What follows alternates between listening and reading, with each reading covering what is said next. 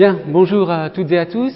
Alors, la dernière fois, je m'étais arrêté à cette conclusion, cette liste de petites conclusions au sujet des difficultés de compréhension et de la différence d'appréhension des difficultés de compréhension de la phrase et sur donc ce que signifie le sens d'une phrase. Donc, je le rappelle rapidement, hein, il y a d'abord la question de la compositionnalité, hein, donc avec cette idée que le concept de compositionnalité est bien sûr indispensable pour ce qui concerne l'appréhension sémantique de la phrase, mais que au fond, le concept de compositionnalité dit d'une certaine façon qu'il n'y a pas de problème de compréhension, puisque le sens global de la phrase résulte de la combinatoire, de la simple combinatoire des éléments constituants de la phrase. Hein. Par ailleurs, on a vu que dans certains cas, la compréhension est bloquée volontairement, alors pour diverses raisons, mais la question se pose à ce moment-là, mais ça reste très marginal de savoir si ces phrases, dans ce cas-là, ont un sens ou pas. Bon, je laisse la question ouverte. On a vu que très souvent, la compréhension d'une phrase est liée au contexte. Hein. Est-ce que le contexte est suffisamment clair, explicite pour l'interprétation? Il existe des orientations théoriques très contextualistes qui sont fondées sur l'idée qu'il n'y a jamais, au fond, une fois que le contexte est fixé correctement, il n'y a plus de problème d'interprétation. Mais je passe. Ensuite, on a vu également que la question de l'implicite, c'est-à-dire des inférences que doit faire le récepteur, joue un rôle important. On l'a vu avec les catégorisations des proverbes. On a vu aussi que dans certains cas, les intentions des locuteurs devaient être prises en compte. Et donc, comprendre une phrase, c'est non seulement comprendre son sens littéral et éventuellement métaphorique, mais aussi les intentions de celui qui l'énonce.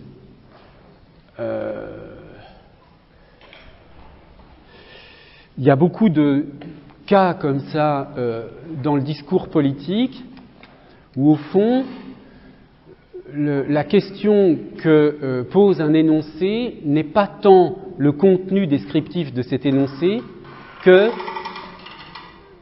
l'intention de celui qui dit cela à un moment donné. Bon, je n'entre pas dans le détail parce que ça me prendrait trop de temps. Bon, et puis on a vu que dans certains cas, hein, les dernières phrases qu'on avait vues avec les exemples de Lacan, Blanchot, eh bien là, bon, de toute façon, il n'y a pas une solution simple. Hein, on est dans un problème d'interprétation, un problème herméneutique, et donc la conclusion que j'avais faite, c'était que ces problèmes de compréhension sont tout à fait différents de ceux qui concernent les mots lexicaux et les mots grammaticaux. Alors une autre façon de synthétiser les choses est de dire que vous avez d'abord une première série de phrases qui sont produites avec une intention, mais cette intention ne présume pas ou n'anticipe pas d'interprétation. Donc, on avait vu dans cette situation les jeux surréalistes, les genres de pièges linguistiques, j'avais donné un exemple, et puis le Kohansen. Dans ce cas-là, il n'y a pas de signature, au sens, il n'y a pas un énonciateur qui prend en charge l'énoncé et qui le signe en quelque sorte. Par ailleurs, vous avez des phrases sans auteur qui sont produites avec une intention, mais qui présument une signification disponible dans la culture considérée, c'est-à-dire ce qu'on peut appeler une signification sédimentée, hein, installée dans une culture. Donc dans ce cas-là, il n'y a pas vraiment d'interprétation, de divergence d'interprétation.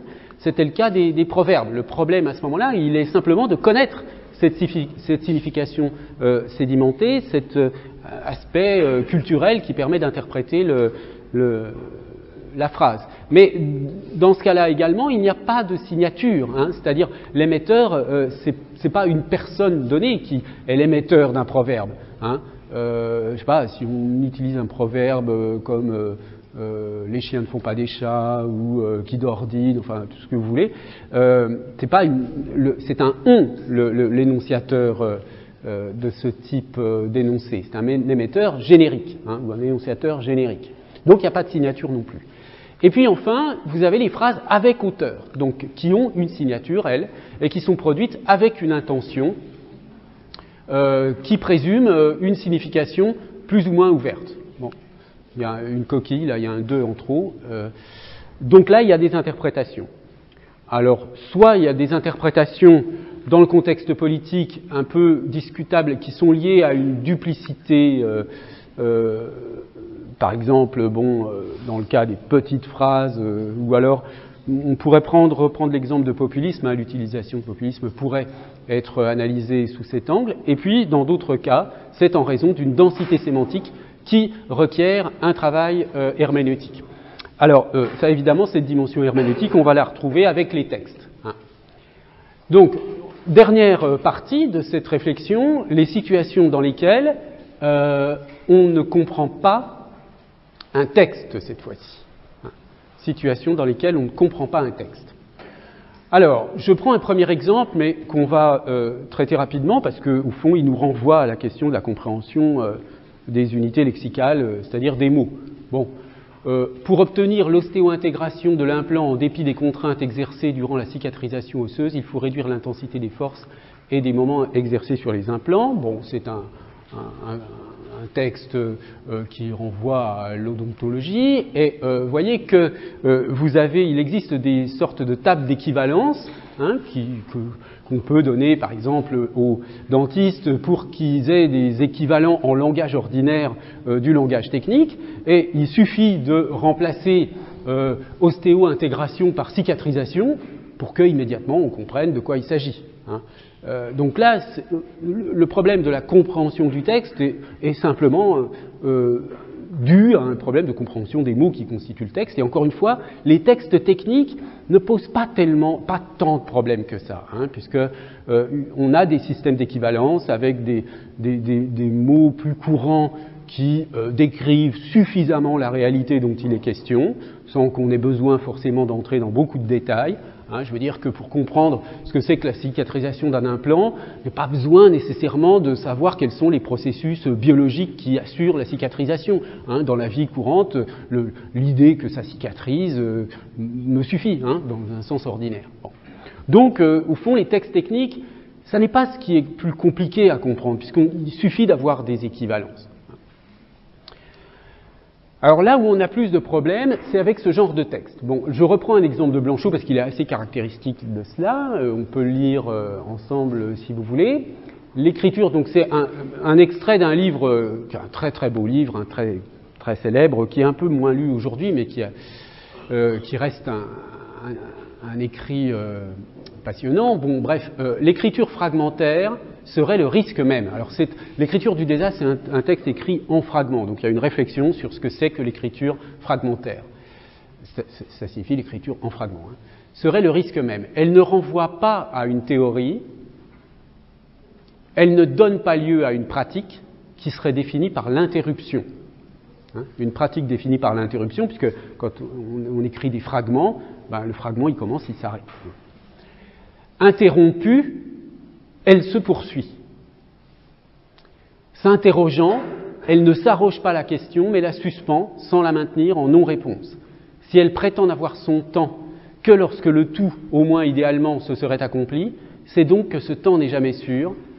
Absence de temps en un sens non privatif, antérieur à tout passé présent, comme postérieur à toute possibilité d'une présence à venir. Bon, alors évidemment, là j'ai choisi volontairement un texte particulièrement hermétique, très difficile à comprendre, et où là, même il n'y a pas tellement d'ailleurs, il n'y a même pas un seul mot technique dans ce texte. Pas un seul mot technique. Ce sont uniquement des mots très ordinaires. Question, s'interroger, interruption. Il n'y a pas de langage technique là-dedans. Mais c'est évidemment la configuration du texte qui pose problème, qui pose un problème d'interprétation. Alors, c'est assez facile de voir ce qui bloque ici l'interprétation.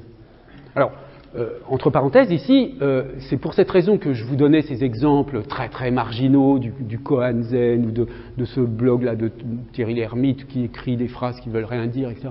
C'est simplement parce que, par contraste, ici, on est dans une situation où un auteur produit une œuvre. Donc là, on ne peut pas du tout dire...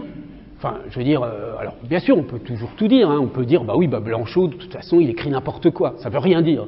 Bon, ok, on peut s'arrêter là. Mais si on prend quand même, enfin d'abord c'est une solution de facilité si on veut, hein, mais si on veut considérer qu'il y a quelque chose à comprendre là-dedans, et si on veut s'y atteler, là, et de toute façon ce ne serait pas quelque chose de très original, puisque cette œuvre de Blanchot a été beaucoup commentée, analysée, étudiée, etc. Bon, donc là, on est bien dans un texte pour lequel il y a une présomption de signification, il y a un sens à ce texte, et la question c'est où est-ce qu'on va le trouver, comment est-ce qu'on va le trouver.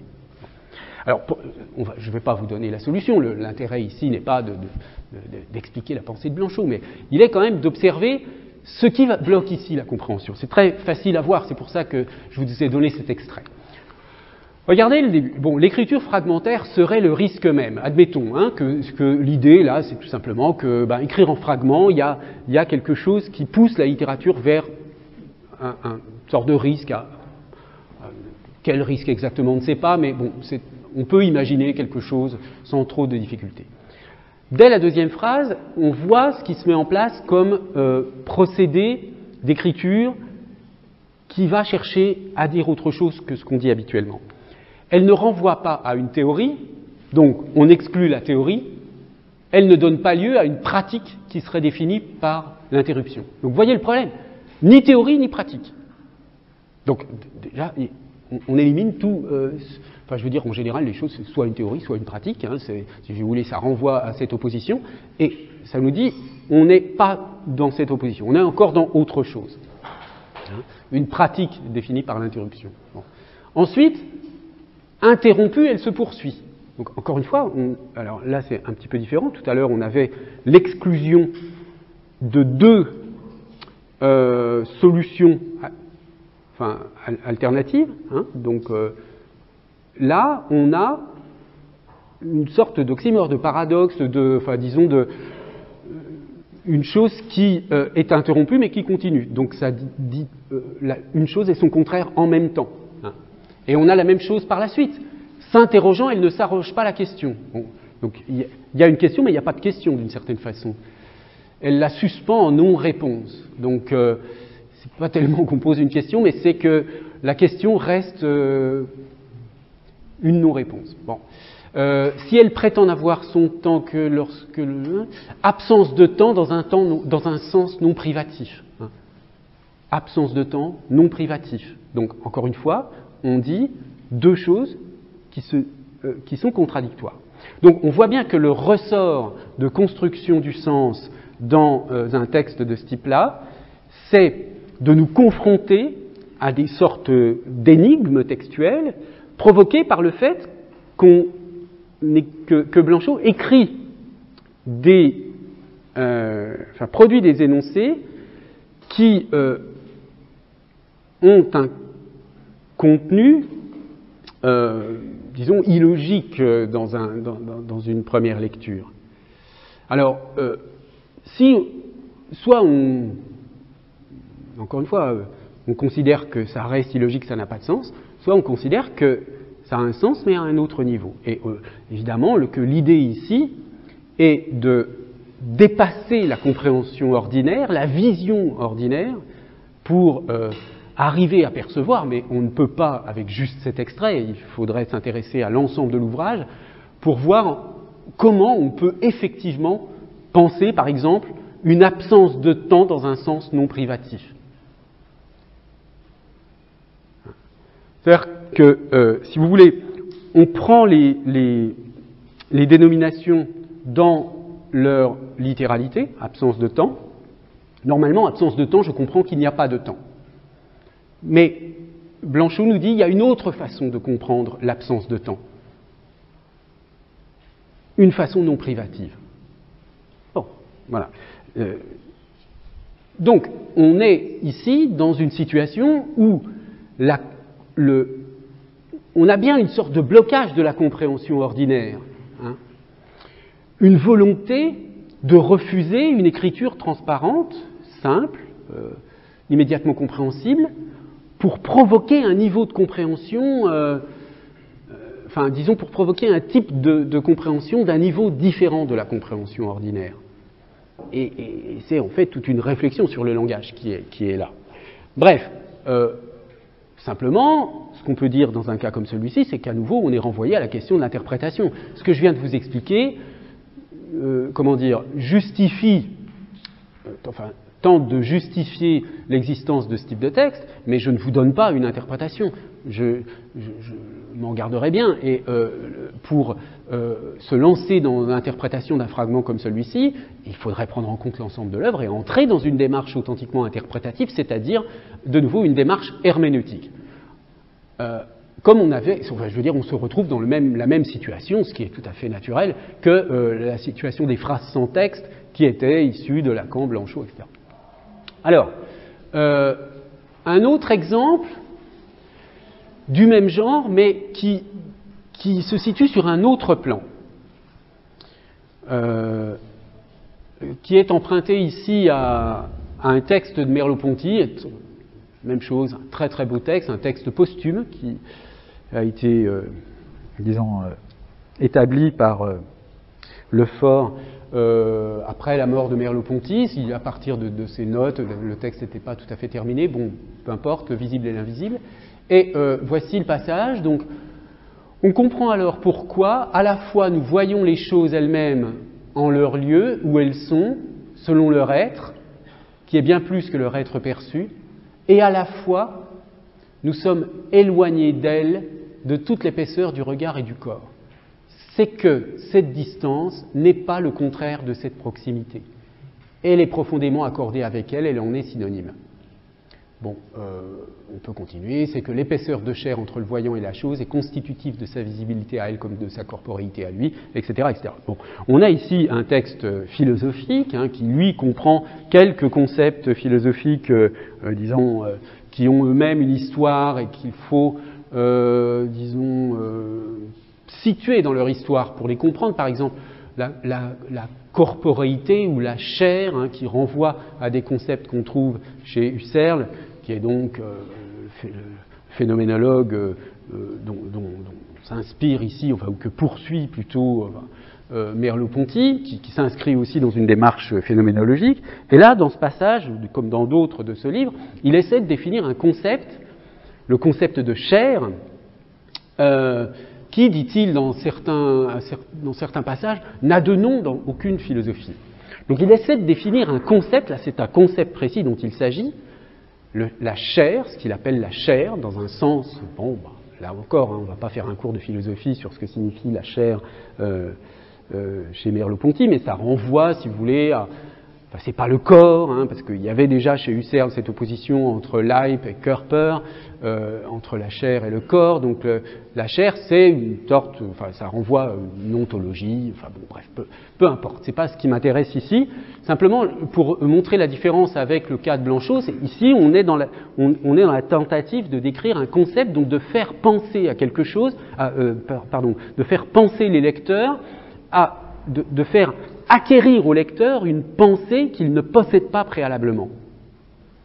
Un concept entièrement nouveau. Bon. Alors, comment on fait ? On le fait par des procédés, au fond, un peu du même genre que ceux qu'on a vus avec Blanchot, c'est-à-dire en allant au-delà des oppositions habituelles. C'est pour cette raison que vous avez cette idée-là que la distance n'est pas le contraire de la proximité. Il y a cette idée que nous sommes reliés aux choses par l'épaisseur de notre regard. Bon.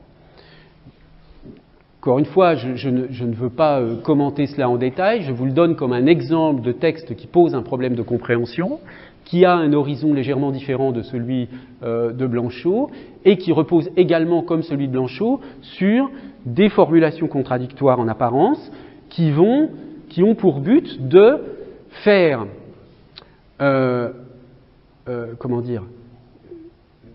vous faire comprendre quelque chose que vous n'aviez jamais compris auparavant. C'est-à-dire de vous faire abandonner vos systèmes de compréhension habituels pour aller au-delà. On va y revenir tout à l'heure d'une manière plus détaillée. Alors, à la limite, on pourrait aussi se dire, qu'est-ce qui se passe dans la compréhension d'un texte littéraire comme le texte que j'ai déjà cité, de Baudelaire, Léo Tonti Morouménos. comment est-ce que vous comprenez cela? Alors, là encore, on ne va pas faire un cours d'analyse littéraire, ce sera intéressant d'ailleurs d'étudier, d'analyser ce poème, mais simplement je vous donne un exemple d'une interprétation à laquelle on ne penserait pas forcément. Alors, une interprétation due par n'importe qui, Alain Vaillant, qui est donc un auteur qui a publié une étude dans une revue tout à fait sérieuse qui s'appelle Études littéraires, c'est assez récent, ça date de 2009, etc. Donc vous voyez ce qu'il dit sur ce poème. Dans ces ultimes semaines qui précèdent la sortie des Fleurs du Mal, est-ce pour se moquer une dernière fois des bien-pensants que Baudelaire commet la pire de ses impertinences journalistiques? Alors, quand on lit ça, on ne pense pas forcément à une impertinence journalistique particulière. Alors pourquoi il dit cela? Toujours est-il que dans l'artiste du 10 mai 1857, qui rend un hommage ému à deux disparitions, donc Delphine de Girardin et Alfred de Musset, le poète parvient à placer un groupe de 3 poèmes sulfureux et scandaleux. Le premier, Léon Timorouménos, soit l'homme qui se châtie lui-même, est une transfiguration poétique de la masturbation. Bon, ok, pourquoi pas, je veux dire, après je suppose qu'il argumente la chose, mais quand on lit cela à première vue, on n'est pas forcé de tomber immédiatement sur cette interprétation. Donc, encore une fois, dans la mesure où l'auteur de cette interprétation est un auteur fiable, a priori, on n'a pas de raison de le suspecter de dire n'importe quoi, on voit bien qu'un texte littéraire présente toujours des problèmes d'interprétation. Ces interprétations ont une historicité, etc., etc. Bon, mais là, je dis des évidences. Alors, on pourrait, évidemment, il existe des auteurs comme Mallarmé, dont l'hermétisme conduit à des problèmes d'interprétation encore plus grands. Je veux dire, quand vous lisez Baudelaire, vous comprenez globalement, comprenez l'essentiel, vous pouvez, disons, facilement ressentir les enjeux des textes poétiques. Avec Mallarmé, c'est quand même beaucoup plus complexe. Vous avez des textes dont vous pouvez vous demander mais qu'est-ce qu'il veut dire là? C'est quoi ce poème là qu'avec ma simple ivresse de renaître, autre que l'histrion qui du geste évoquait comme plume la suie ignoble des quinquets, j'ai trouvé dans le mur de toile une fenêtre. Par rapport à, voyez, je te frapperai sans colère et sans haine comme un boucher, comme Moïse le rocher, je ferai de ta paupière pour abreuver mon Sahara, jaillir les eaux de la souffrance, etc. Bon, là, mon désir, une fois qu'on a lu l'interprétation, disons l'interprétation masturbatoire du texte, là on comprend mon désir gonflé d'espérance sur tes pleurs salés nagera, là ouais d'accord, on voit un peu le lien. Mais autrement, vous voyez qu'il n'y a pas du tout, pas tellement de difficultés de compréhension. On peut s'interroger sur, disons, la dimension esthétique, etc. Mais on comprend immédiatement de quoi il s'agit. Alors que là, c'est beaucoup plus difficile d'avoir disons, une lecture immédiate du poème. Alors c'est pour cette raison qu'un certain nombre de critiques ont produit des interprétations extrêmement littérales de ce type de texte, de Mallarmé. Un commentateur très célèbre, Paul Bénichou, écrit par exemple, alors vous voyez vers 9, donc le vers 9, c'est hilar or de cymbales à des points irrités, tout à coup le soleil frappe la nudité qui pure s'exhala de ma fraîcheur de nacre. Alors qu'est-ce que Bénichou nous dit?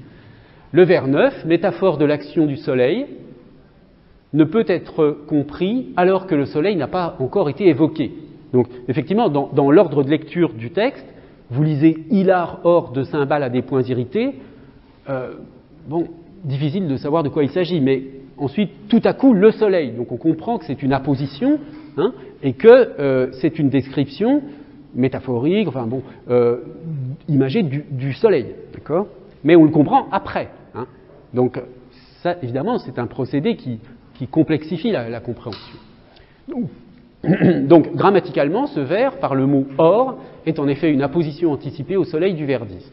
L'apposition anticipée, tournure extrêmement fréquente en poésie, ne fait généralement pas difficulté quand le mot en apposition et celui dont il dépend sont mis rapidement en relation de sens. Mais ce n'est pas le cas ici. le mot or, qui devrait être en italique là, ne se détache pas suffisamment pour que nous percevions, sitôt que paraît le soleil, la relation de ce mot avec lui. Et l'obscurité qui règne dans le reste du même vers 9 nous embarrasse trop pour que nous puissions saisir d'emblée cette relation. Que le soleil puisse être un or, va de soi, hein, pour la couleur, mettons. Mais cet or-soleil a ici 5 qualifications métaphoriques rares.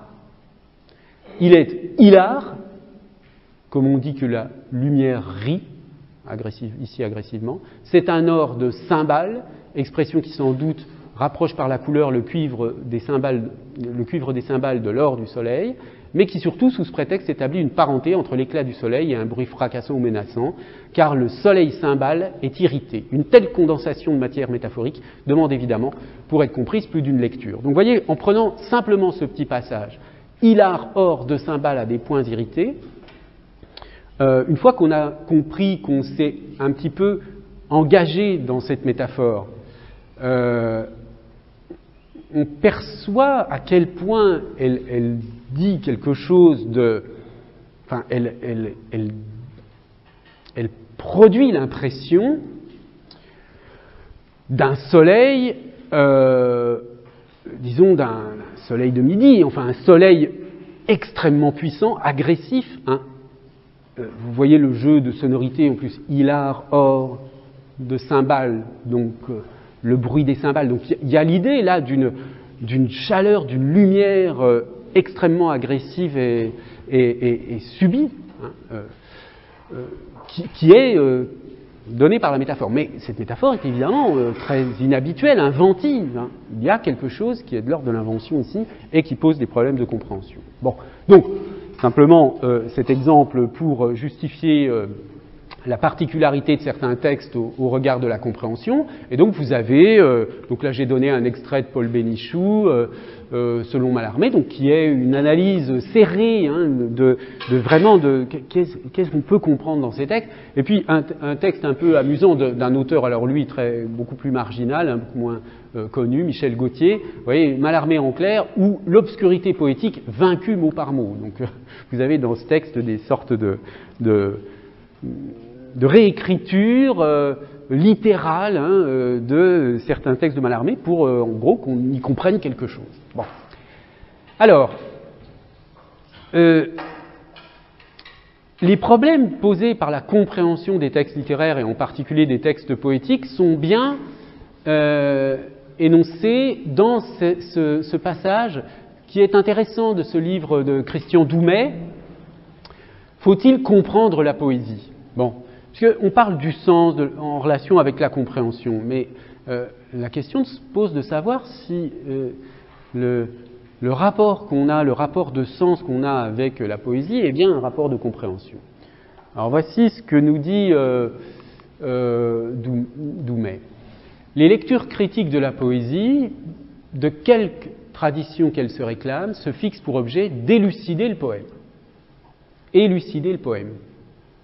Donc, élucider, hein, il y a l'idée qu'on passe de l'obscurité à la lumière, hein, qu'on éclaire quelque chose d'obscur.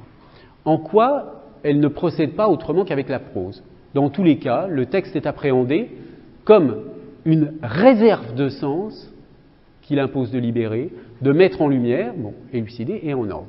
Il y a pourtant loin de nos pratiques de lecture prosaïque, donc de la prose, à celles que nous inspire le poème. Ici, donc dans le poème, une incertitude majeure quant au statut du sens nous interdit de prétendre tout bonnement à comprendre.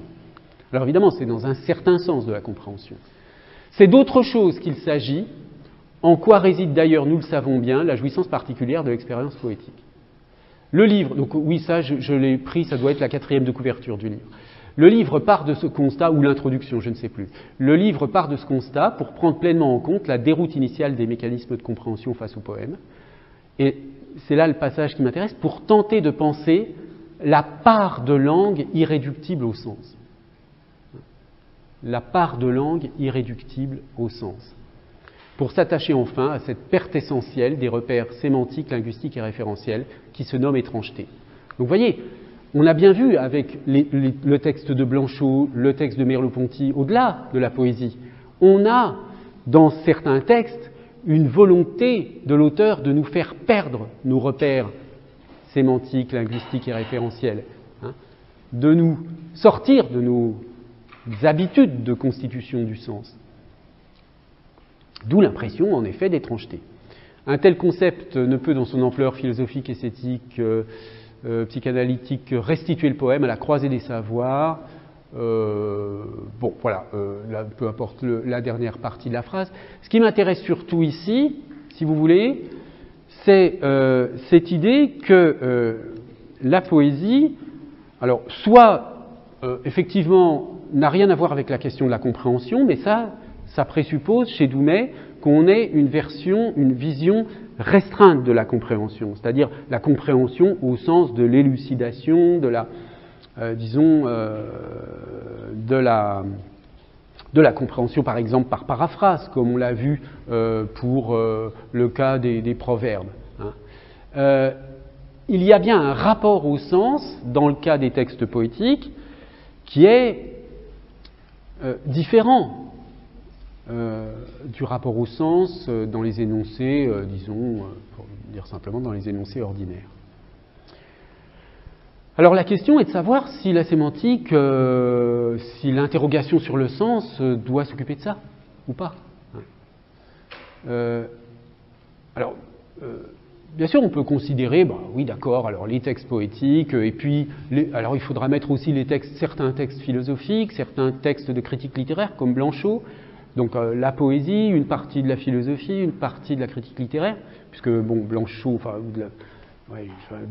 c'est pas, là, le texte, l'écriture du désastre n'est pas de la critique littéraire, mais je dis cela parce que Blanchot est surtout connu comme un critique littéraire, mais disons, on peut considérer que c'est un texte philosophique, quoi. Donc il faudra mettre, si on considère que rien de cela n'est l'affaire du linguiste, hein, ni la poésie, ni peut-être une part de la littérature, ni une part de la philosophie, il lui reste quoi au linguiste? Les énoncés ordinaires, etc. Ce serait quand même dommage de se priver de ce qu'il y a de plus intéressant dans les langues. Hein. Donc, vous voyez, de deux choses l'une. Soit on renonce à essayer d'intégrer les problèmes de compréhension des cas compliqués dans les textes, qui suscitent donc une démarche herméneutique, on ne les intègre pas dans l'analyse linguistique, et puis donc on ne fait de la sémantique qu'avec des phrases compositionnelles, par exemple des phrases où la compositionnalité fonctionne d'une manière simple, c'est ce qu'on peut faire, hein. Ou bien on a une conception large du sens, et on veut, dans notre concept de sens, intégrer aussi bien les choses très simples, donc comprendre un bulletin météorologique, que les choses compliquées, comme comprendre un texte littéraire ou un texte poétique. Alors, les conclusions auxquelles on aboutit quand on réfléchit à la question de la compréhension d'un texte, on l'a vu, hein, qu'il y a un rôle du contexte, bien sûr, de l'intertextualité, lorsque, par exemple, je parlais de la compréhension du texte de Merleau-Ponty qui fait appel à des textes de Husserl, ça c'est de l'intertextualité. La question de la catégorie textuelle, donc du genre, c'est-à-dire est-ce qu'on a affaire à un texte poétique, à un texte littéraire, à un texte philosophique, etc. Enfin, un texte romanesque. Donc la catégorie du genre joue sur l'interprétation. La structuration interne du texte, bien sûr, et puis il y a le problème des interprétations possibles et de cette part de langue irréductible au sens. Donc, il faut bien, si on veut conserver une perspective large, prendre en considération les textes qui servent à autre chose que simplement à transmettre un sens qu'on maîtrise plus ou moins déjà. Donc, dans le cas de la poésie, on a aussi un texte qui peut servir à émouvoir, à troubler, à faire percevoir quelque chose de nouveau. Donc on peut dire là qu'il y a deux sens de comprendre, c'est comprendre au sens, mais que j'avais annoncé déjà lors de la première séance, comprendre au sens du décodage, hein, et puis comprendre au sens de l'empathie. Hein, comme dans le langage courant, on va dire je comprends ce que tu ressens. Quand on dit je comprends ce que tu ressens, c'est pas comprendre au sens du décodage, c'est comprendre au sens de l'empathie. Mais il y a aussi, et c'est cette notion qui va nous permettre d'avancer un peu dans l'appréhension de ces problèmes de signification complexes avec les textes poétiques ou les textes philosophiques, une autre un autre paramètre qui joue dans la compréhension, une autre façon de comprendre cette notion de compréhension, c'est le concept d'innovation sémantique, qui est une formulation de Paul Ricoeur, un philosophe, et qui lui-même reprend, sans le formuler explicitement, une idée qu'on trouvait déjà chez Merleau-Ponty. Donc, on va examiner cette notion d'innovation sémantique en partant de la distinction qu'on trouve chez Merleau-Ponty entre paroles parlantes et paroles parlées. Alors, bon, vous voyez, à certains moments, on va parler de psychologie cognitive, là je parle de philosophie ou de littérature. Je vous avais dit que la perspective dans laquelle je me situe est une perspective de linguistique théorique dans laquelle on s'intéresse au langage sous tous ses aspects. C'est-à-dire que la problématique linguistique au sens purement technique du terme, à mes yeux, elle ne doit pas négliger toutes les autres disciplines qui tournent autour de la question du langage, philosophie, littérature, psychologie, etc. Donc on essaie de relier un peu tout ça.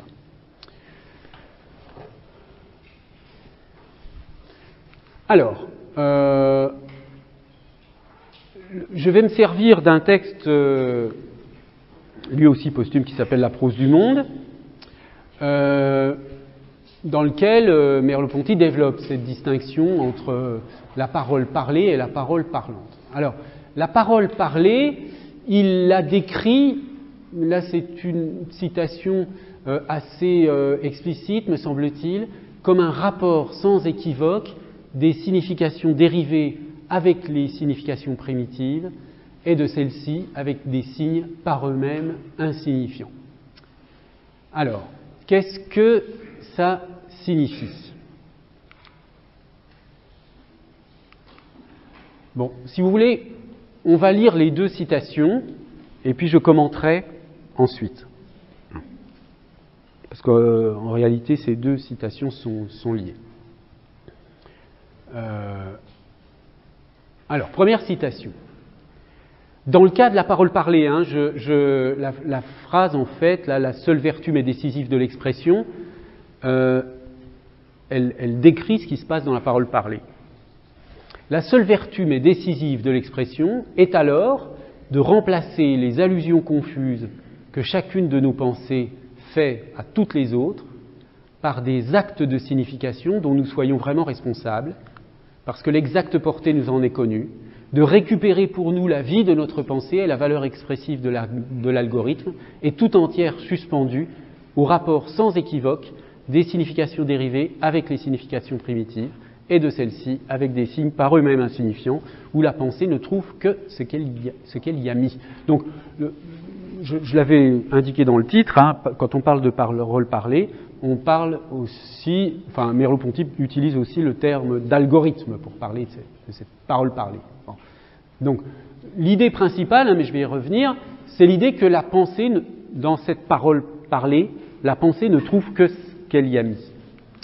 Et je poursuis, donc deuxième citation, dans ce cas-là, il n'y a pas de vertu de la parole, aucun pouvoir caché en elle. Elle est pur signe pour une pure signification. Celui qui parle chiffre sa pensée, il la remplace par un arrangement sonore ou visible qui n'est rien que son dans l'air ou patte de mouche sur un papier.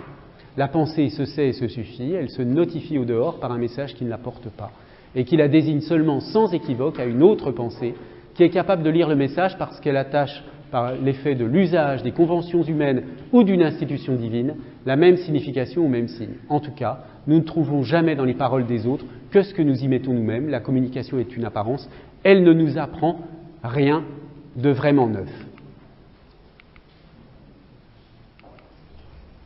Alors, expliquons un peu tout cela. L'idée, si vous voulez, c'est l'idée d'un schéma de communication. Alors, imaginez pour simplifier que vous ayez une idée à transmettre. Bon, Bon, on peut le figurer par un mot, une phrase, peu importe. Vous avez une idée à transmettre. Pourquoi Merleau-Ponty parle-t-il ici de l'usage des conventions humaines ou d'une institution divine? C'est qu'il renvoie à cette notion d'arbitraire du signe. Hein. C'est-à-dire qu'on peut considérer que, enfin, si vous considérez que fondamentalement il y a un arbitraire du signe, eh bien, votre pensée, lorsque vous allez la coder avec des mots, pour la comprendre, il faut maîtriser ce codage. D'accord ? Donc, vous avez une pensée dans votre esprit, vous la codez d'une certaine façon, mais pour que cette pensée qui est dans votre esprit atteigne l'esprit de quelqu'un d'autre, entre, si vous voulez, dans l'esprit de quelqu'un d'autre, il faut que cette personne connaisse le codage. Donc que d'une certaine façon, elle ait déjà cette pensée dans son esprit. Imaginez la chose avec un mot. Hein. Si vous dites un mot à quelqu'un pour qu'il le comprenne, il faut qu'il le possède déjà, ce mot. C'est-à-dire que, puisque le signe est arbitraire, vous prononcez des sons de deux choses l'une. Soit ces sons, chez votre interlocuteur, ne renvoient à rien, parce qu'il ne connaît pas le mot, soit il renvoie à quelque chose, mais dans ce cas-là, ça veut dire que le mot, il est dans son esprit déjà. D'accord ? Bon. Donc, quand si vous utilisez le concept de compositionnalité et que vous fabriquez des phrases avec un ensemble de mots, et si on admet que la compositionnalité ne pose pas de problème, ça signifie que quand quelqu'un comprend quelque chose que vous lui dites, en réalité, il ne comprend. C'est pas qu'il le comprend, c'est que vous dites quelque chose, il ne peut le comprendre que si la chose est déjà dans son esprit, que si la signification est déjà dans son esprit, puisque le code est arbitraire. Donc, quand vous dites quelque chose, ça n'est pas que ça installe un sens nouveau dans l'esprit de quelqu'un, c'est simplement que la personne en face de vous pointe dans son esprit sur quelque chose qu'elle a déjà dans son esprit. Il n'y a pas de signification neuve. On produit une signification, et quand on dit qu'on transmet une signification, on ne transmet rien du tout. La signification, elle est déjà présente dans l'esprit de mon interlocuteur. Simplement, je lui dis de pointer sur telle ou telle de ces significations qu'il a dans son esprit, déjà. C'est ça la parole parlée. C'est dire quelque chose qui est immédiatement compris parce que de toute façon, il n'y avait rien à comprendre. Vous la saviez déjà, cette chose. Alors quand je dis vous la saviez déjà, je ne parle pas d'une information. Par exemple, je ne sais pas moi, si on lit dans le journal, il y a un train qui a déraillé, 3 morts. Bon. Alors, quand vous lisez une nouvelle de ce type-là, lisez une phrase de ce genre-là, ou un article, qu'est-ce qui se passe dans votre esprit ?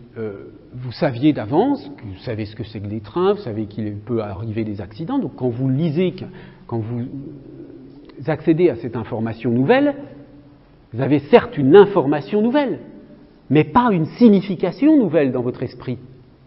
C'est pas une signification nouvelle, ça ne vous apporte rien de nouveau dans votre esprit, ça. Hein ? Ça vous configure, d'une certaine façon, quelque chose, enfin disons, ça, c'est un phénomène, dans ce cas très précis, vous savez que quelque chose dont vous connaissez l'existence, vous savez que ça peut arriver, etc., est arrivé. Mais il n'y a pas de signification neuve. Alors c'est exactement ça, l'idée de parole parlée, c'est que, au fond, alors maintenant on peut relire, et là vous comprendrez mieux, la parole parlée n'a aucune vertu. Hein.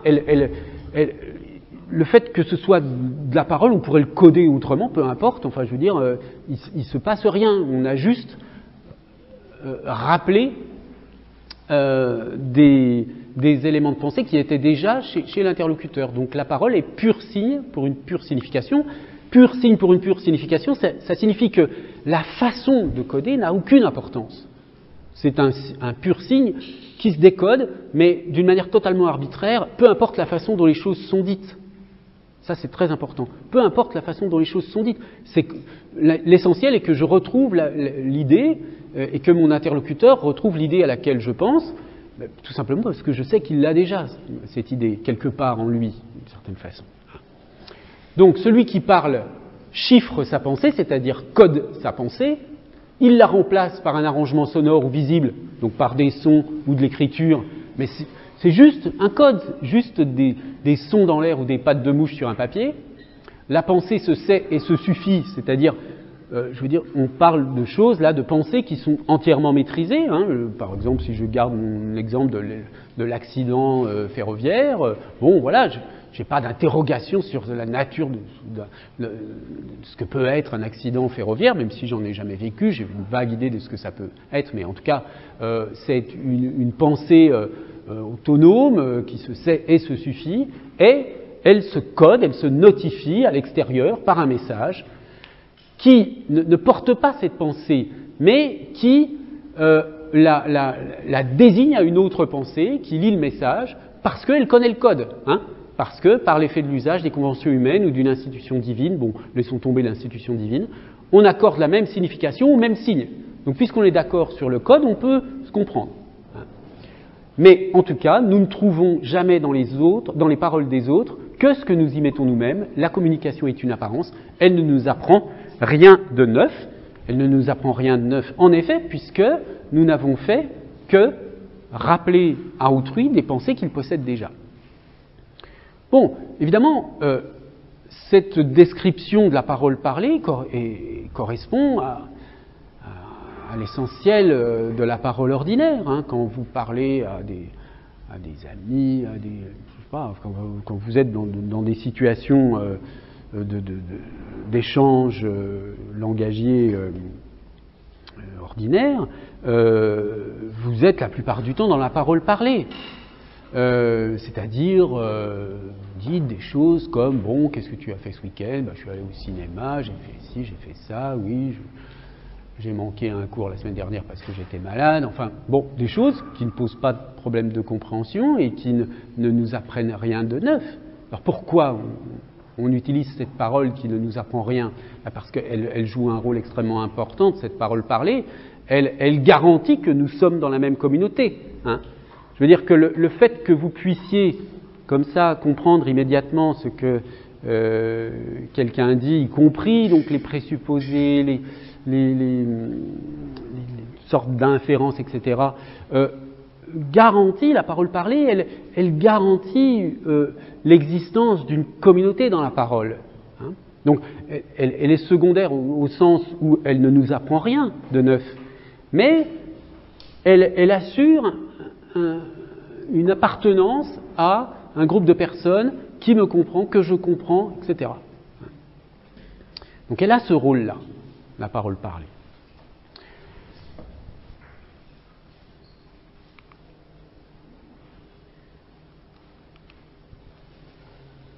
Alors, ça c'est une troisième citation qui reprend les mêmes idées. Je ne vais pas la commenter, vous la lirez si vous voulez. Il y a cette formule-là à la fin, tout se passe à la fin entre eux, c'est-à-dire entre les partenaires de l'échange interlocutif, comme s'il n'y avait pas eu langage. Ça, c'est une formule que Merleau-Ponty emprunte à Jean Paulhan. Et effectivement, comme s'il n'y avait pas eu langage, c'est-à-dire comme si on avait communiqué d'esprit à esprit. Au fond, la façon dont je dis, par exemple, voilà, vous voulez dire à quelqu'un ce que vous avez fait ce week-end. Qu'est-ce que tu as fait ce week-end? Ben voilà, vous allez dire quoi? Je suis allé voir un film, je suis allé au cinéma. Quelle que soit la façon dont vous allez le dire, a très peu d'importance à l'égard de la transmission de l'information. Hein, très peu d'importance.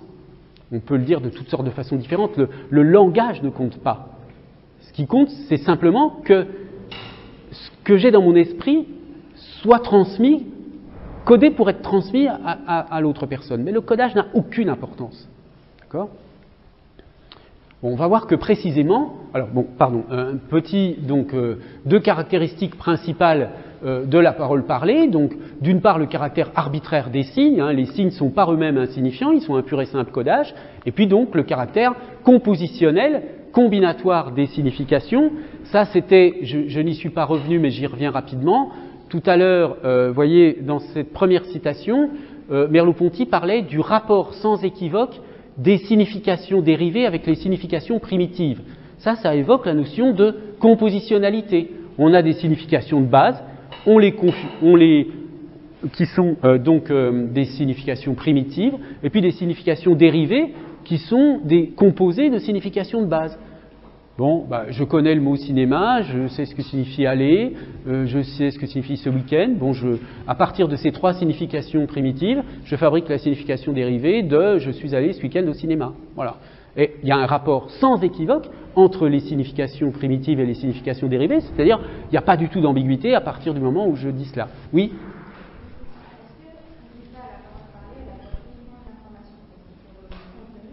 C'est ça.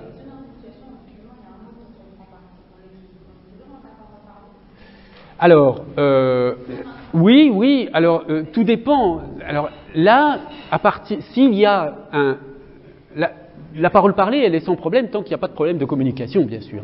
À partir du moment où il y a un problème de compréhension, un problème de sens, eh bien, de deux choses l'une. Soit la non-compréhension du mot renvoie à un problème purement technique, donc on peut paraphraser et on peut mettre un mot équivalent, et puis là, on retombe dans la parole parlée, soit la non-compréhension du mot révèle un problème plus global, et à ce moment-là, on va être obligé d'entrer dans la parole parlante pour faire comprendre, parce qu'on comprend que la personne à qui on s'adresse, ça n'est pas juste qu'elle ne comprend pas le mot, c'est qu'il y a tout un univers de sens qui lui échappe, et il faut lui faire sentir cet univers de signification. Cette notion d'ailleurs d'univers de signification, elle est, bon, c'est très ad hoc ce que je suis en train de vous dire, c'est très intuitif, mais il me semble qu'elle peut être utile pour comprendre ce que je disais tout à l'heure lorsque je parlais d'appartenance communautaire. C'est-à-dire que la parole parlée, elle se situe dans un univers de signification partagée. Et si vous sortez de cet univers de signification, vous ne comprenez plus rien. Mais justement, la parole parlée, elle sert à partager un univers de signification commun. Alors évidemment, c'est très courant parce que c'est très confortable, on n'a pas envie de sortir de ce qu'on connaît déjà. On est dans un univers de signification connue, on parle avec des amis, on lit que des livres qu'on comprend, qui sont faciles à comprendre. On est dans un univers de signification entièrement maîtrisé, tout va bien.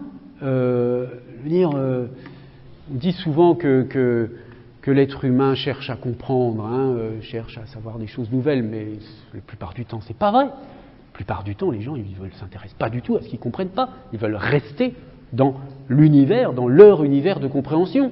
Tout simplement parce que c'est anxiogène d'aller vers des choses qu'on ne comprend pas. Donc, c'est assez naturel que, la plupart du temps, on soit enfermé dans son réseau de signification et qu'on soit finalement assigné à l'usage d'une parole qui sera toujours uniquement la parole parlée. Mais, bon, il se trouve que il y a un moment où cette parole parlée devient... il y a un moment où on entend le silence dans cette parole parlée, où à force de n'entendre que de la parole quotidienne, prévisible, etc., on sent que cette parole, c'est que du silence, c'est qu'il ne se dit rien là-dedans. Il ne se dit rien. Et là, quand on commence à ressentir ça, à ressentir du coup l'angoisse d'un enfermement dans un univers de signification qui finalement est vide, eh bien là naît peu à peu le désir de comprendre autre chose, de comprendre des choses qu'on ne comprenait pas auparavant. Et c'est là que va apparaître la parole parlante. Alors, Oui, on va faire, il est 12h05, donc on va faire une petite pause et puis je vous parle de la parole parlante juste après. Donc j'avais une question là sur la bonne compréhension de cette notion des signes par eux-mêmes insignifiants. Hein. Les signes par eux-mêmes insignifiants, ça c'est l'idée, vous pouvez la comprendre facilement en reprenant l'exemple que je donnais tout à l'heure, de la multiplicité possible des formulations d'une seule et même idée. Hein. Peu importe la formulation, l'essentiel c'est qu'il y a une idée qui se transmette d'esprit à esprit. Et la façon dont les choses sont dites est totalement indifférente. Donc, vous vous doutez que ce qui est sous cette argumentation, ça va être de dire qu'à un moment donné, dans certains types de textes, et notamment évidemment dans les textes littéraires, dans les textes poétiques, justement là le langage va compter, la façon dont les choses sont dites va compter, va produire de la signification, alors que dans la parole parlée, elle n'en produit pas. Alors, un premier pas vers la notion de parole parlante, c'est un exemple, c'est encore une citation donc du même livre de Merleau-Ponty, qui prend un extrait d'un texte de Stendhal avec un personnage qu'on appelle le fiscal Rassi, et qui est un personnage donc là de coquin, donc c'est-à-dire une personne malhonnête, quoi, disons. Hein. Alors, ce que va argumenter Merleau-Ponty, c'est que dans un contexte de parole parlée, on a le concept de personne malhonnête ou de coquin, et puis, simplement, il y a des individus qui entrent sous ce concept, et si je dis telle personne est une personne malhonnête ou un coquin, la personne à qui je m'adresse utilise d'une manière, je présume qu'elle utilise la même catégorisation que moi, et elle met cette personne dans cette catégorie. Or, ce que va argumenter Merleau-Ponty dans cette citation, c'est que l'œuvre littéraire, précisément, va modifier nos catégories. C'est-à-dire qu'en voyant ce personnage particulier, en suivant tout ce qui est dit de lui et la façon dont les choses sont dites de lui dans ce roman, eh bien, je vais modifier mon concept de coquin ou de personne malhonnête. C'est-à-dire que, comme il le dit à la fin, hein, ce n'est plus lui, le fiscal Rassi, qui est un coquin, c'est le coquin qui est un fiscal Rassi. Bon, donc on va lire la citation. Là, on va entrer dans la parole parlante, hein, c'est-à-dire dans une configuration linguistique, par exemple, lire un livre, où le livre va au-delà de mes significations déjà possédées. Mais le livre ne m'intéresserait pas tant s'il ne me parlait que de ce que je sais. Alors, ça a l'air d'être contradictoire avec ce que j'ai dit juste avant, c'est-à-dire que, en effet, bien sûr, il y a des livres qui m'apprennent plus que ce que je ne sais déjà, mais beaucoup ne m'apprennent rien, hein, ce qu'on appelle la paralittérature, je veux dire la paralittérature sentimentale, policière, etc. Très souvent, bon, il y a des romans policiers qui ont une véritable écriture, mais je veux dire qu'il y a toute une production littéraire, qui est d'ailleurs l'essentiel de la production littéraire, qui ne fonctionne pas comme ça, hein, qui ne nous apprend rien, où il ne se passe rien dans l'écriture, etc. etc. Bon. Le livre ne m'intéresserait pas tant s'il ne me parlait que de ce que je sais. De tout ce que j'apportais, donc toute ma connaissance du langage, etc., il s'est servi pour m'attirer au-delà. À la faveur de ces signes dont l'auteur et moi sommes convenus, parce que nous parlons la même langue, il m'a fait croire justement que nous étions sur le terrain déjà commun des significations acquises et disponibles. Il s'est installé dans mon monde, puis insensiblement il a détourné les signes de leur sens ordinaire et il m'entraîne comme un tourbillon vers cet autre sens que je vais rejoindre. Je sais, avant de lire Stendhal, ce qu'est un coquin, et je peux donc comprendre ce qu'il veut dire quand il écrit que le fiscal Rassi est un coquin. Mais quand le fiscal Rassi commence à vivre, donc dans le texte, ce n'est plus lui qui est un coquin, c'est le coquin qui est un fiscal Rassi. Donc voyez l'idée, enfin bon, vous pouvez la sentir un peu, là, évidemment, on n'a pas encore bien documenté les choses, mais c'est que là, la possibilité de la parole parlante, ça va être la possibilité d'accéder à des significations nouvelles. C'est-à-dire, là, vraiment de comprendre dans un sens qui n'est plus le sens du simple décodage. Je l'avais déjà dit, il y a une certaine façon de concevoir la compréhension qui consiste à dire que si vous comprenez immédiatement, c'est qu'il n'y avait rien à comprendre. Vous décodez. Comprendre quelque chose au sens, si vous voulez, fort du terme, c'est passer par une épreuve préalable qui est la non-compréhension. Il faut d'abord ne pas comprendre pour pouvoir comprendre quelque chose de nouveau. Si vous comprenez immédiatement, c'est qu'il n'y avait rien à comprendre, c'est que de toute façon, vous avez juste fait un réarrangement des significations déjà disponibles. D'accord ? Mais si vous voulez, pour le dire d'une manière métaphorique, importer des significations nouvelles dans votre esprit, que votre esprit se modifie grâce à des significations neuves, il n'est pas possible de ne pas passer par ce stade de non-compréhension. Au fond, il n'y a compréhension que s'il y a d'abord de l'incompréhensible. Il y a quelque chose d'incompréhensible, je ne comprends pas, ça prouve que voilà, je suis dans les limites de mon monde. Hein. Et puis, grâce à toutes sortes de processus qui est compliqué de décrire, à un moment donné, ce que je ne comprenais pas, eh bien, je finis par le comprendre. Donc là, je suis passé de la non-compréhension à la compréhension. Mais au fond, la compréhension véritable, ça n'est que cela. Je ne comprends véritablement que quand je suis passé de la non-compréhension à la compréhension. Parce que sinon, bon, d'accord, c'est de la compréhension, mais au sens du décodage. D'où l'intérêt de ces textes hermétiques, etc. Hein, parce qu'ils nous donnent cette joie de ne pas comprendre. En fait, je veux dire que c'est vraiment une... Il faut l'interpréter comme une chance qu'à un moment donné, on sente qu'on ne comprend pas quelque chose. Parce que la plupart du temps, on ne comprend même pas qu'on ne comprend pas. C'est-à-dire, on croit comprendre et voilà. Bon. Mais quand on perçoit de l'incompréhensible, eh bien, c'est là une occasion, un horizon, hein, de comprendre quelque chose de nouveau à un moment donné. Et donc, de modifier votre esprit. Alors, évidemment, ce processus de l'innovation sémantique, donc vous comprenez, innovation sémantique, c'est-à-dire un sens nouveau, produire ou comprendre un sens nouveau. Il est décrit par Merleau-Ponty d'une manière quand même, bon, on sent les choses, hein, mais ça reste un peu approximatif. Hein. Vous voyez ces formules, l'écrivain détourne les signes de leur sens ordinaire, il leur fait subir une torsion secrète. Hein,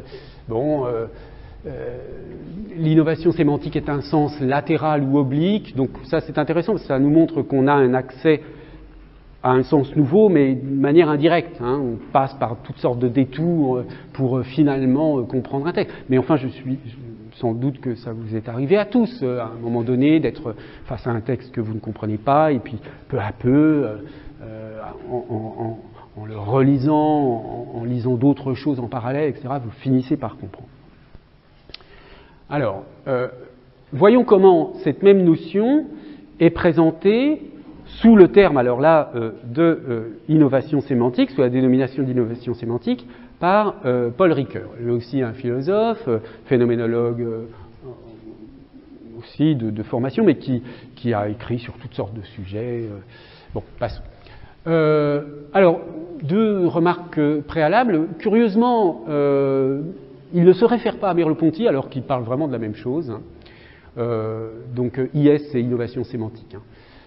Et puis il convoque cette notion dans deux ouvrages fondamentaux, hein, que vous connaissez peut-être d'ailleurs. La métaphore vive, qui est vraiment un ouvrage philosophique essentiel sur la question de la métaphore, de 75, et puis Temps et récit, de 83. Alors voici une citation de Temps et récit. Bien que la métaphore relève traditionnellement de la théorie des tropes, donc des figures, et le récit de la théorie des genres littéraires, les effets de sens produits par l'une et par l'autre relèvent du même phénomène central d'innovation sémantique. Dans les deux cas, celle-ci ne se produit qu'au niveau du discours. Bon.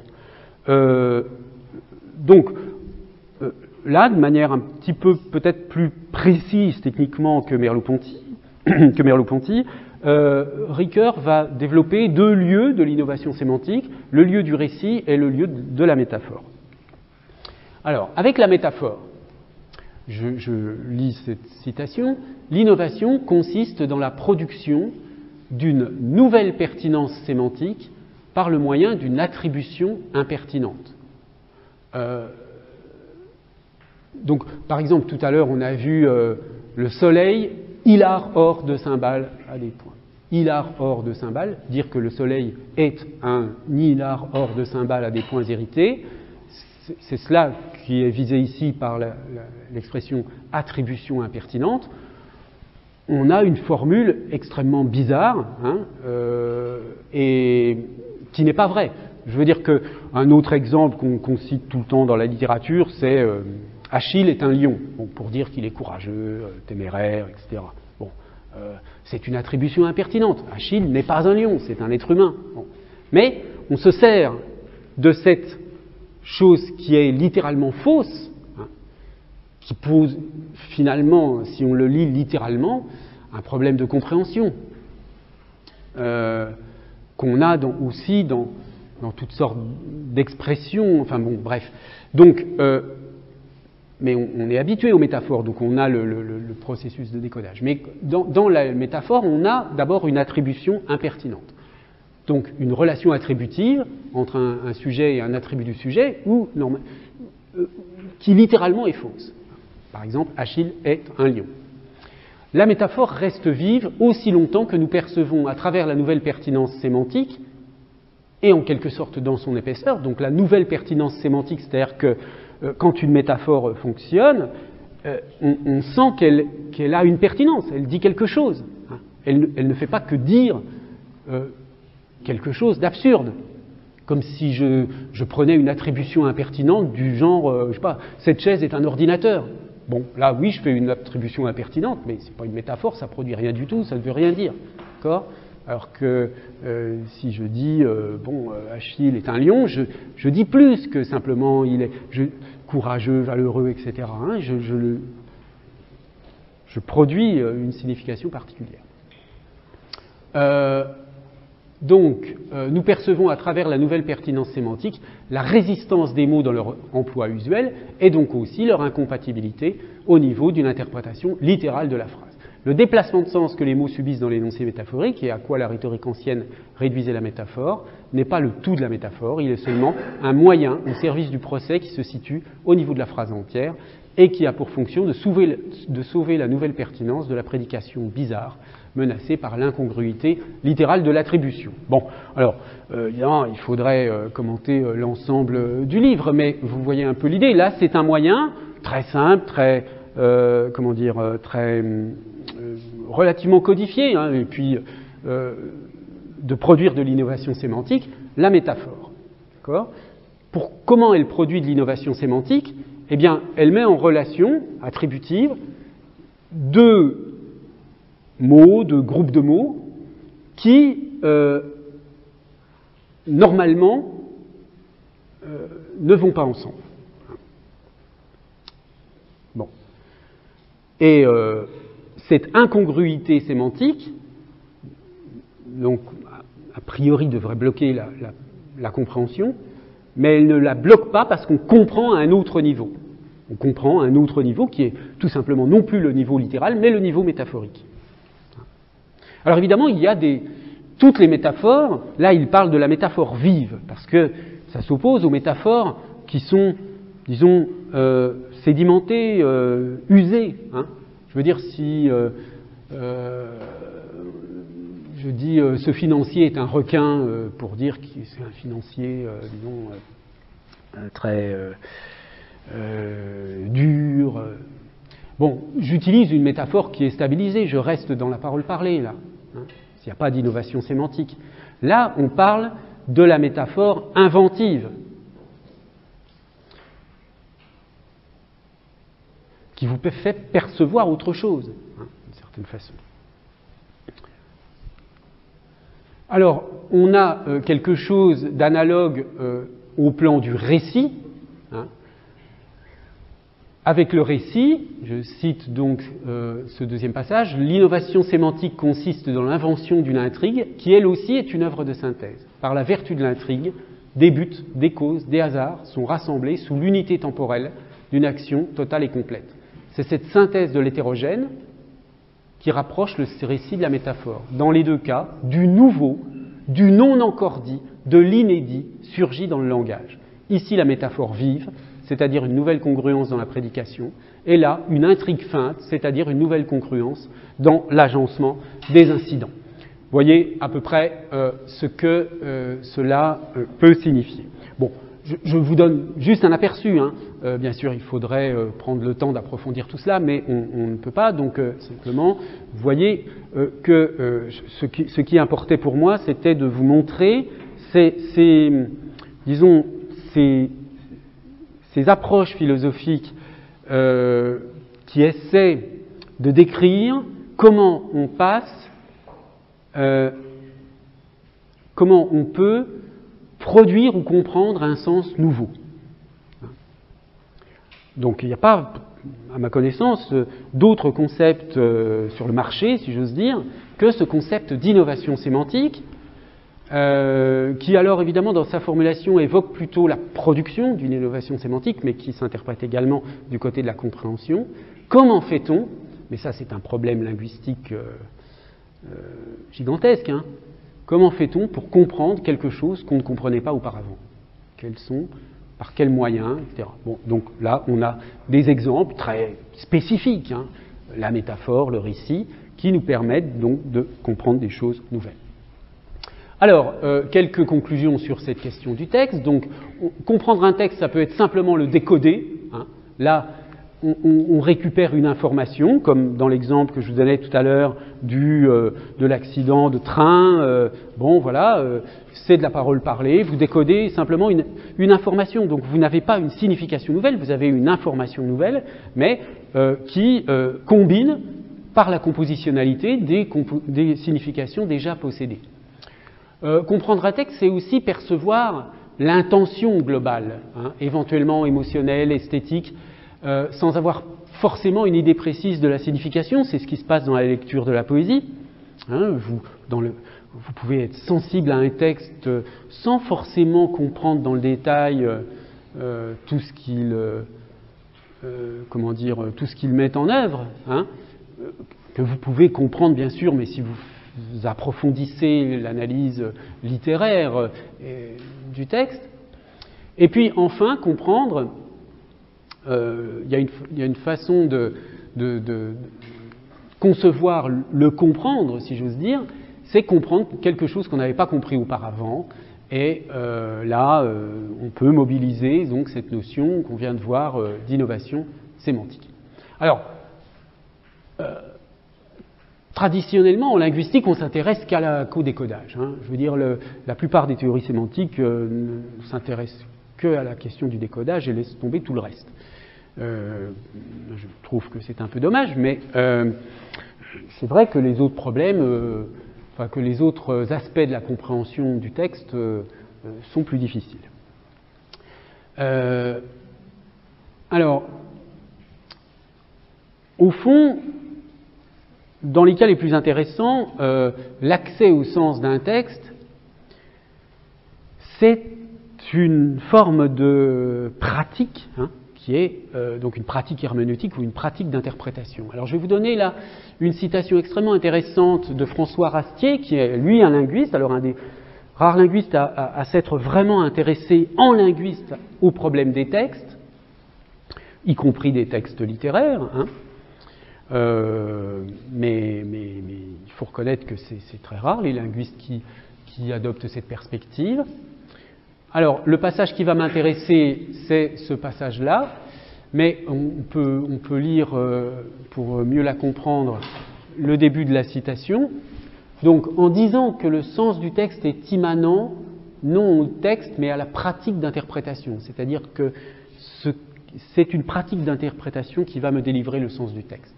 Nous reconnaissons que chaque lecture, savante ou non, trace un parcours interprétatif qui correspond à l'horizon du lecteur. Donc, vous voyez, là, la perspective est un peu différente. Un texte suscite des parcours interprétatifs qui peuvent être différents selon les lecteurs. La sémantique des textes, donc c'est ce que lui développe, la sémantique des textes propose une description des parcours interprétatifs. Le sens actuel du texte n'est qu'une de ces actualisations possibles. Le sens complet serait constitué de l'ensemble des actualisations. En d'autres termes, l'ensemble des horizons possibles. Mais comme la notion même de sens complet, épuiser le sens d'un texte, reste illusoire, une description linguistique ne propose pas une lecture scientifique qui se substituerait aux autres, mais une identification des contraintes linguistiques sur les parcours interprétatifs. Donc vous voyez, ça c'est quand même une approche, disons, une façon de rendre...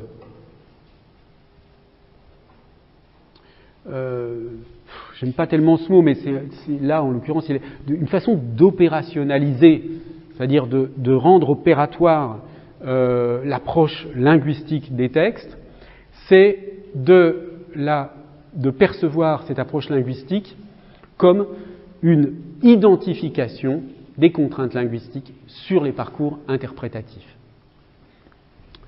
Bon. Et là, on peut regarder la dernière partie de la citation. Le sens d'un texte n'est clôturable que par l'arrêt de ses lectures qui appartiennent alors au passé. Il quitte alors ainsi la tradition et la vie, et cette clôture témoigne plutôt d'une fermeture que d'une plénitude, car un livre fermé n'a plus de sens. Bon, en revanche, les textes qui sont relus gardent un sens ouvert. Quand il dit l'arrêt de ses lectures, c'est au sens de ses interprétations. C'est-à-dire que c'est là que se perçoit la différence entre les textes qui sont relus régulièrement et qui, donc la plupart du temps, appartiennent au patrimoine littéraire d'un pays ou d'une langue. Vous avez d'un côté ces textes qui sont souvent relus, qui appartiennent donc à ce patrimoine littéraire, et puis de l'autre côté, il faut bien le reconnaître, j'en parlais tout à l'heure, une production littéraire qui ne suscite pas des interprétations multiples. Ce qui va faire la différence entre un roman de gare, comme on dit parfois, je sais pas, moi je ne veux pas citer de noms pour ne pas être désagréable, mais je pourrais citer des noms d'auteurs pour lesquels, si vous voulez, la lecture du livre ne suscite pas de parcours interprétatif, parce qu'il n'y en a qu'un de parcours interprétatif.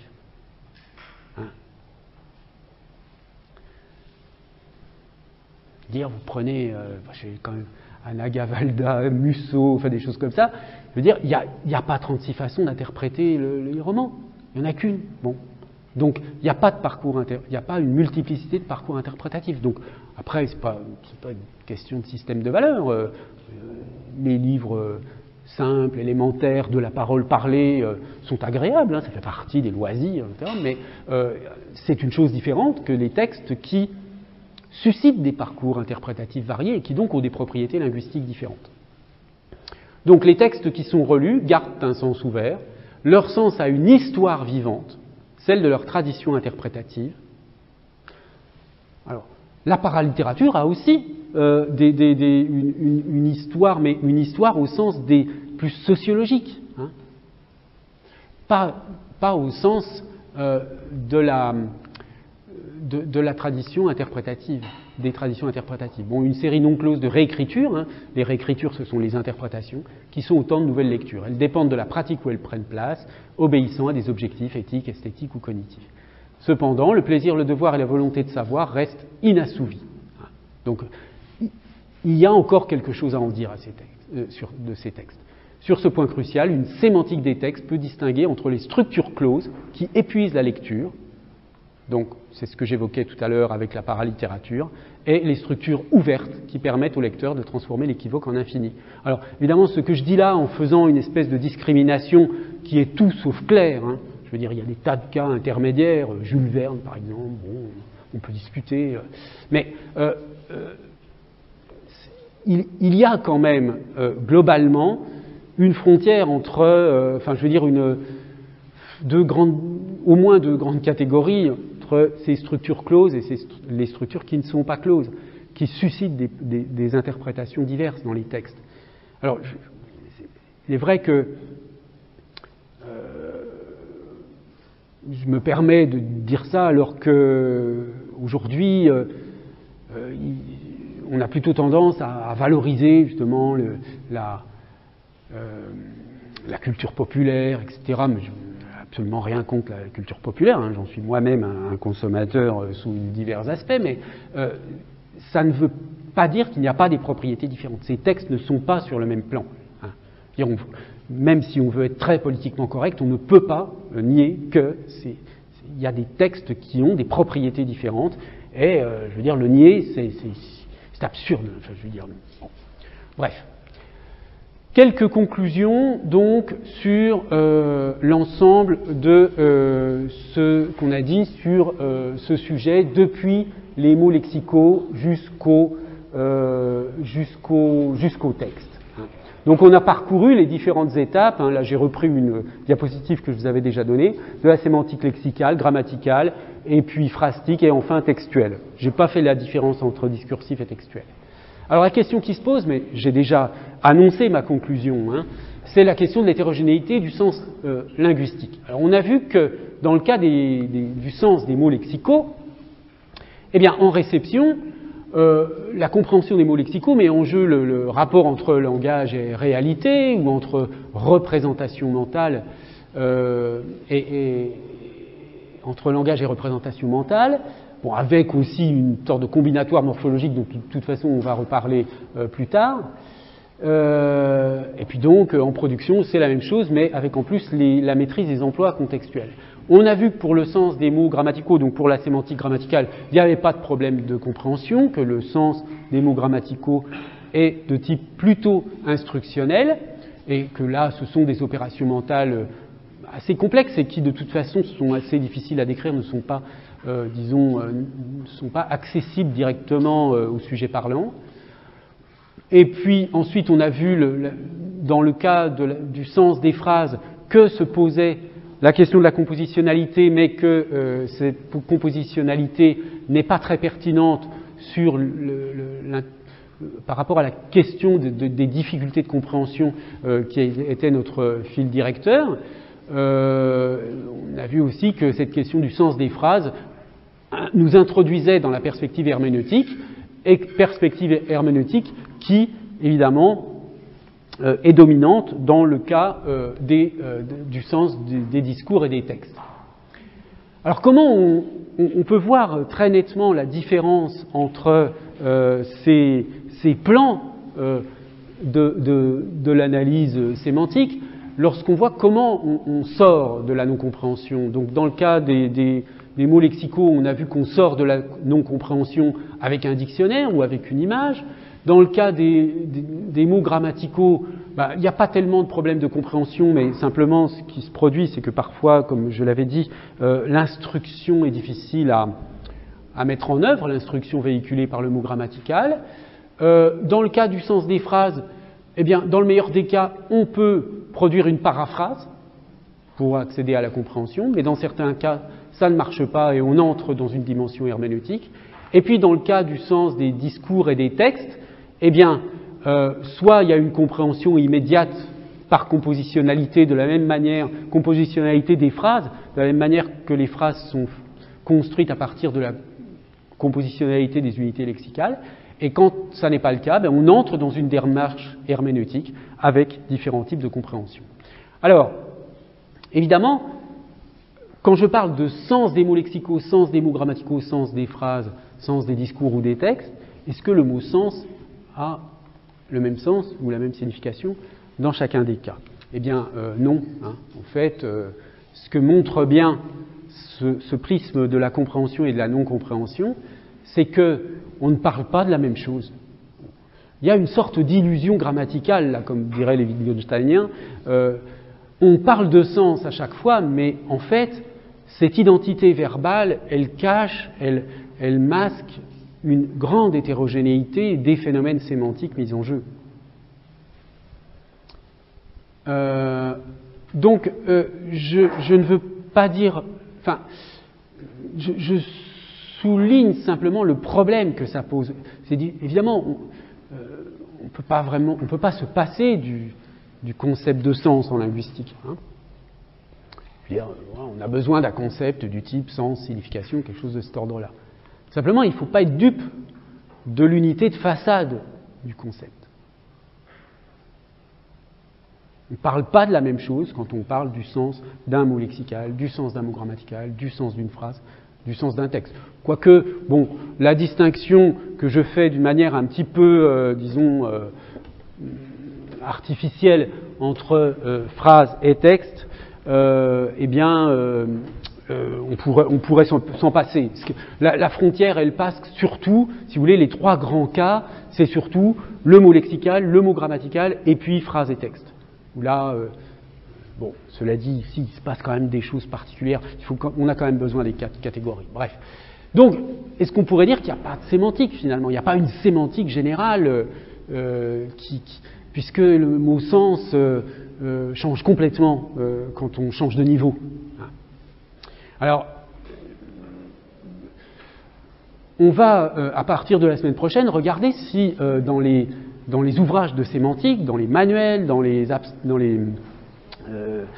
handbooks qu'on trouve sur la sémantique, plus ou moins, vous allez voir, on va parcourir des livres de taille complètement différente, hein, depuis le livre basique de 150 ou 200 pages jusqu'au livre en 3 volumes de 1000 pages chacun. Bon, est-ce que cette question de l'hétérogénéité du sens linguistique est prise en charge dans les livres de sémantique? Bon. La réponse, ça va être non. La réponse, ça va être non. Hein. Bon. C'est pas très grave si je vous spoil un peu la conclusion, mais il faut quand même aller voir, regarder ça d'un peu plus près, pour en prendre conscience. En tout cas, vous n'avez pas un seul livre de sémantique qui explique ça, à ma connaissance. Je veux dire, la plupart du temps, la sémantique, bon voilà, on vous présente, c'est l'étude du sens, etc. Et puis on y va, polysémie, homonymie, sens lexical, mais sans jamais prendre conscience qu'on ne parle pas de la même chose dans chacun des cas.